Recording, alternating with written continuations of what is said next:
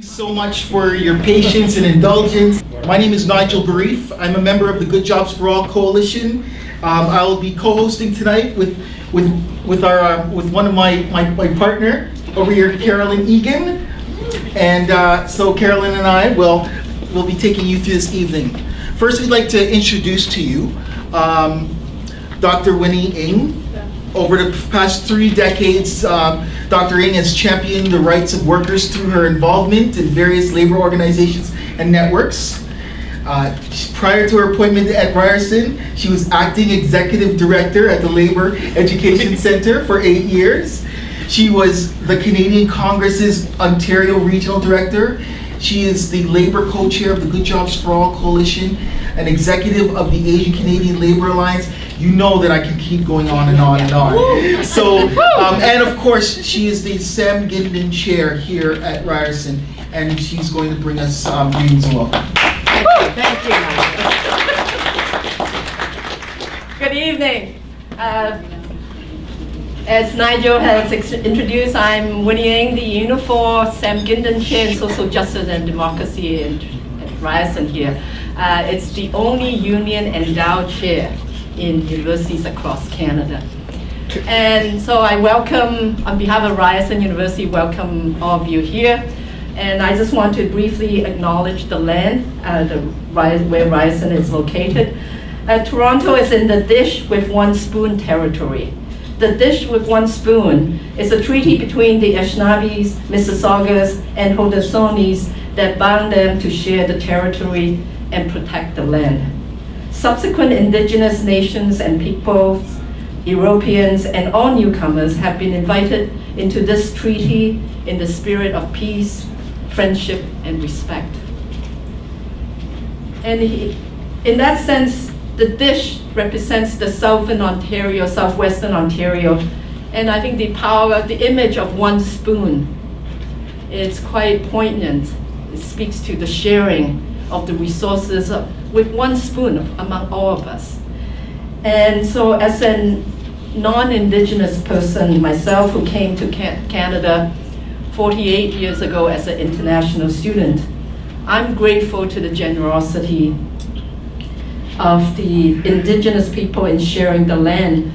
And I'm also equally mindful of my responsibility and our collective responsibility as non-Indigenous folks, how we can partner and walk the path, and being mindful that either explicitly or implicitly that what we might be accomplice to the ongoing colonization project of Indigenous people here. So tonight's discussions on green economy for all, I'm hoping it would sharpen and deepen our conversations, and as well as our responsibility, collective responsibility in the fight for economic, racial, and climate justice. So thank you. Thank you very much, Dr. Ng. So again, you're being hosted here tonight by the Good Jobs for All Coalition. And so I just wanted to just take a few minutes just to kind of ground us in who we are and why we're here and some of the work that we've done. But just before getting started with my formal comments, I just wanted to also pay respect to Mississauga Port Credit First Nations brothers and sisters whose land we are on.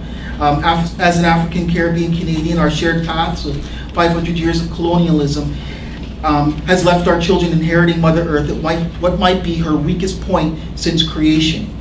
Climate change, the extremely weather changes, the disproportionate cancers on Athabasca rivers, First Nations, the crisis in Attawapiskat mirror the disproportionate involvement of Black youth in the criminal justice system and of their educational outcomes. But thanks to all of you here, despite the crazy weather that happened tonight, you all came here today to listen and to share, and for your commitment to equity and social justice. As a school teacher and a community organizer in Ford Nation, my mind also continues to be molded by intersectionality and praxis of race, class, genders, sexual choice, identity, disability, and all other isms that share a historical trauma of white supremacy and colonialism, patriarchy, and the misogynistic attitudes perpetuated by capitalism. So the Good Jobs for All, who are we? The Good Jobs for All Coalition is an alliance of community, labor, social justice, and environmental organizations in the Toronto region. It was formed in 2008 to start a focused dialogue on how to improve living and working conditions in Canada's largest urban centre. The coalition's goal is to develop strategies that affirm the values of a truly just society, healthy communities, a sustainable economy, strong public services, equity, and a decent work for all.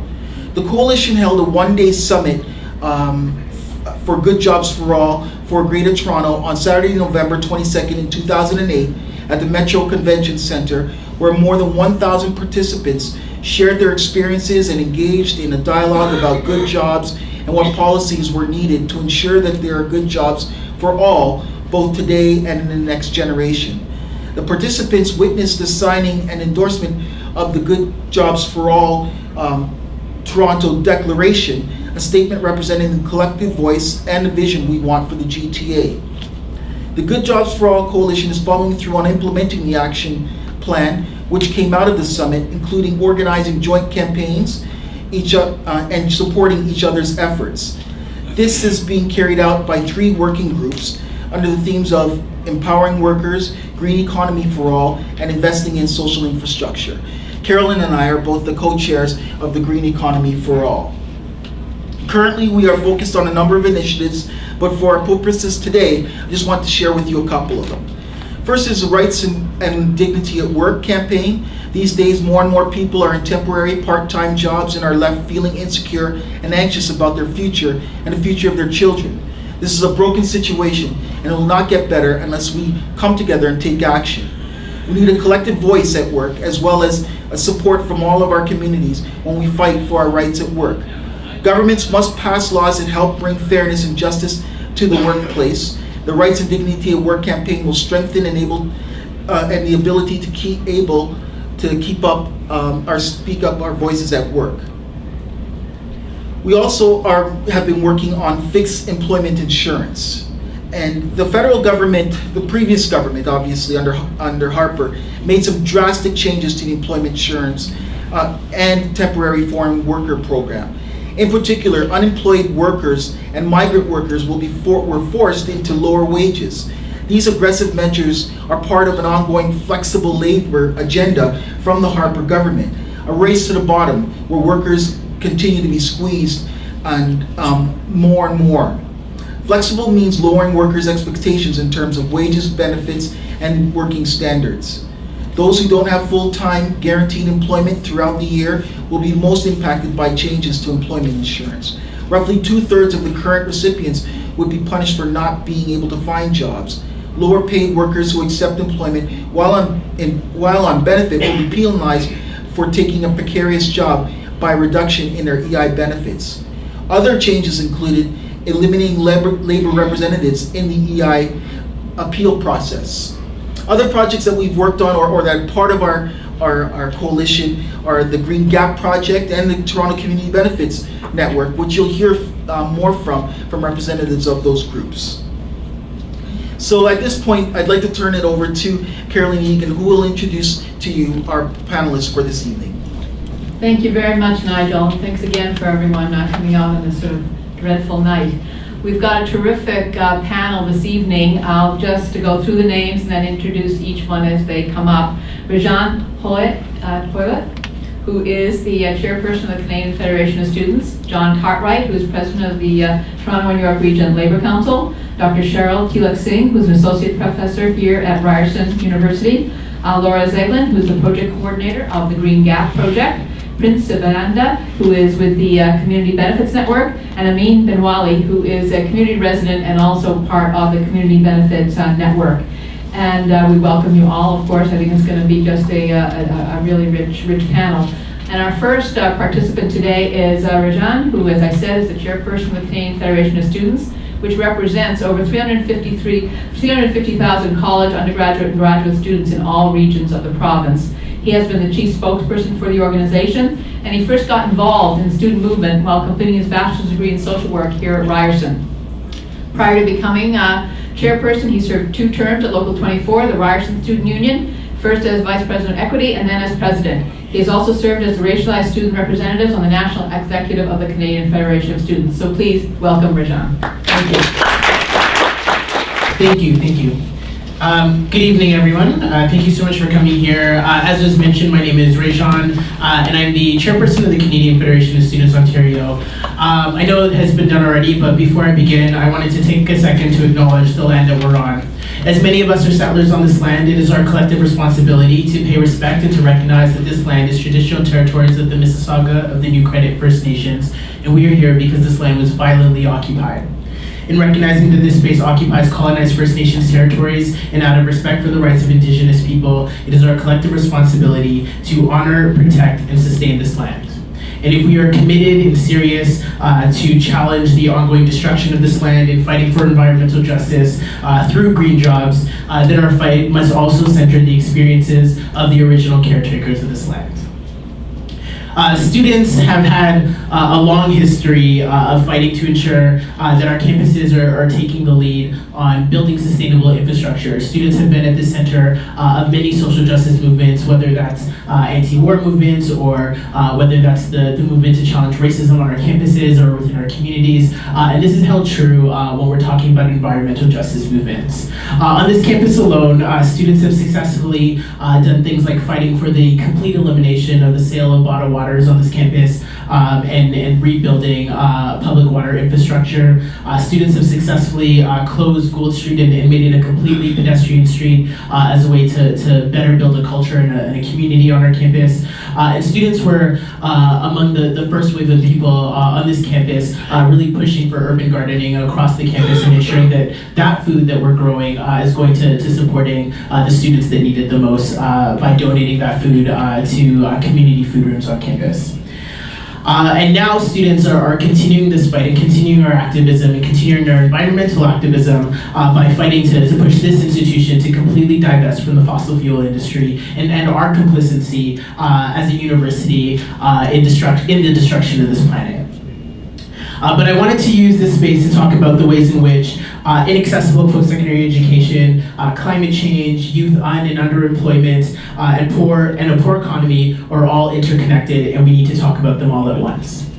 In today's economic climate, 75% of jobs require some form of post-secondary education. And yet, the post-secondary system has never been more difficult to access and more unaffordable as it is today. Ontario has the highest tuition fees in the country with the lowest amounts of per student funding. And as many of you might have known following the very exciting announcements that came out of the Ontario 2016 budget regarding increased non-repealable grants for low and middle income students. However, we are still very, very, very far from winning a truly accessible and affordable system of post-secondary education. And this is relevant to this conversation because the resulting effect of inaccessible post-secondary education is that more and more youth are recruited and find themselves needing to turn towards resource extraction jobs. It is especially true in low-income communities or rural communities, northern communities, Indigenous and racialized communities, that youth are redirected from post-secondary education into resource extraction. Because those jobs often promote themselves as needing less education and training to access entry-level positions. Someone faced between the choice of whether or not you're going to accumulate $28,000 in debt and graduate with a mortgage-sized debt, or go through 2 years of training and get a guaranteed job, even if the sector is as scandalous as the resource extraction sector, many students find themselves choosing the latter. And it's very telling that we're in an economy where it's easier to access jobs in the resource extraction sector than it is in securing an undergraduate or a graduate degree.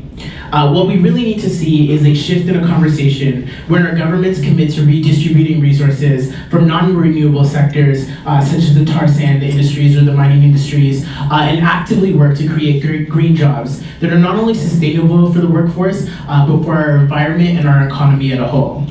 But the work doesn't stop there. When we're envisioning a green economy and boosting greener jobs, we must reflect on taking a holistic approach. New green jobs may and most likely will require new forms of education. And this could completely bring us to rethink the ways in which our curriculums work and how students in post-secondary education are taught about the problems within our community.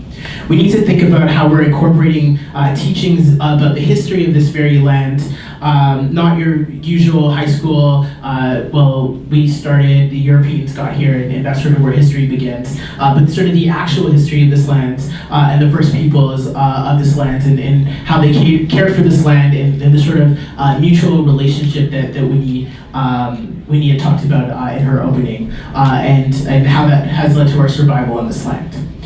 We will need to rethink access to education and start looking at bold ideas such as the call for free education. Because an educated society is a society that can truly work and bring Canada to the forefront of environmental growth. We need to see concrete actions and commitments from our governments. And I mean, if you really think about it, if the environment was as important as banks to our political leaders, the environment would have been bailed out ages ago. But in all seriousness, imagine if we saw some sort of initiative similar to the New Deal that we saw in the 1940s, where our country completely rethought its economy and its job market. Imagine if the government truly prioritized its future by investing in youth and investing in our environment. We, the people in this room, from students to workers to community leaders and everyone in between, have the responsibility to keep up the pressure and keep up the fight until we see meaningful change in education, environmentalism, and economy and the job market. All of these sectors are interrelated, and we need to be interrelated in our various movements to build from each other's victories and change the face of Canada. We always need to continue this push and continue to fight until we win for everyone. Thank you so much. Have a good day. So our next speaker is John Cartwright, who, as I mentioned, is the president of the Toronto and York Region Labour Council that represents over 200,000 union members in Canada's largest urban centre, Toronto. Over the years, he has developed the Campaign for Public Education, Public Transit for the Public Good, and the Toronto Water Watch campaign to defend vital public services in this city. The council initiated the groundbreaking Aboriginal Workers of Colour conferences and has the most diverse leadership of any central labour body in this country. It commissioned the Leader's Guide to Equity, and John is the co-chair of the Toronto Community Benefits Network, which has crafted an agreement with Metrolinx for career opportunities for racialized communities on major transit projects. I sit on the executive with John, and I'm very pleased to have him come up and speak to you today. So good evening. The labour movement has been involved for a long time in Canada and Toronto in searching for solutions to a sustainable economy, and actually there's some people in this room who've been part of that dialogue for decades. Canada, our labour movement was the first central labour congress in the world to adopt a comprehensive green jobs statement back in 1999. And that was a conversation that included loggers, miners, tar sands workers, and other people in the petrochemical industry, committing to having a joint vision of a Canada that we can have as a sustainable place. So that's not a simple conversation when you're talking about people whose job sometimes is to do stuff that's directly attributable to the problems that we're facing on the environment. Here in Toronto, we've had a number of groups come together over the years to lay out a strategy for green jobs. And I was fortunate to be in Paris in December at the COP21 UN Climate Change conference, where the world grappled with the urgency of climate change. And after 10 years of having a prime minister who said it didn't matter, it was so breathtaking to be able to have all levels of Canadian leadership, political leadership, attending Paris, who were saying there is an urgency to this. We understand not only the role that Canada has to play, but actually the relationship that Canada has to have with countries in the global south who are now suffering some of the worst early warning signals of massive climate change. So when we look at the economy in the GTA and think about the elements that have to be addressed, we often talk about three areas. One is buildings and the built form. Second is transportation and moving people and goods around. And the third is energy and energy use and creation. There's a fourth major area that we have to look at, and that is workplaces. Not just industrial workplaces, but every workplace has practices that use energy, that create environmental issues that can be addressed.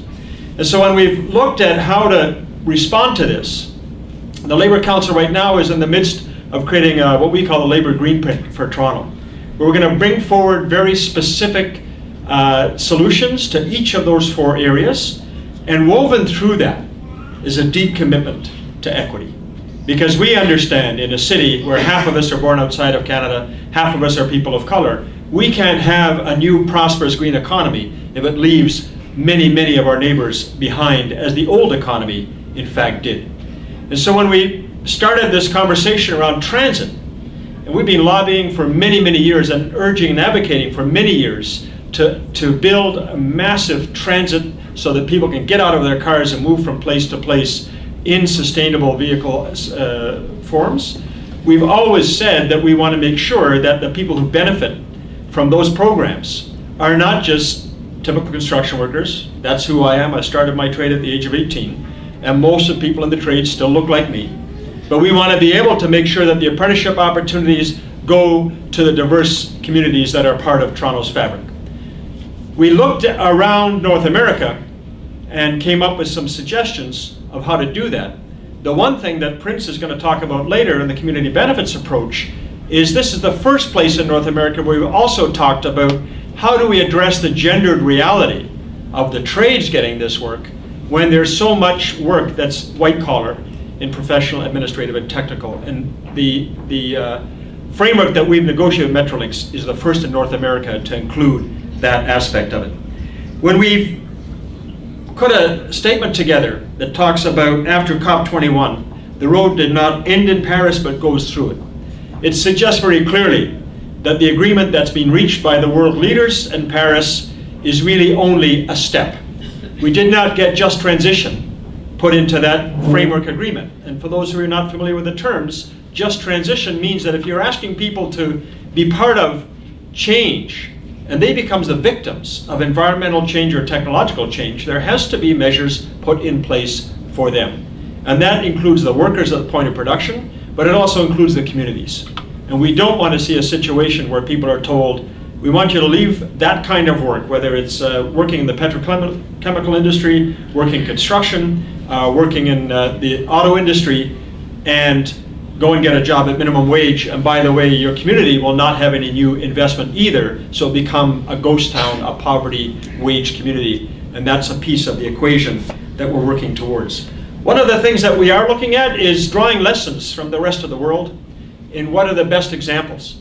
And in Britain today, there are thousands of environmental reps in workplaces that match very much what health and safety reps do in the process we've been building since the 1980s about mandatory health and safety reps in workplaces. And we are going to be taking a proposal to the labor movement in this country to start bargaining, training, and supporting the work of environmental reps in workplaces so we can move forward towards a green, sustainable economy, and to continue to add our voice to the reality that this new prosperity that will come has to be shared with all Canadians. Thank you very much.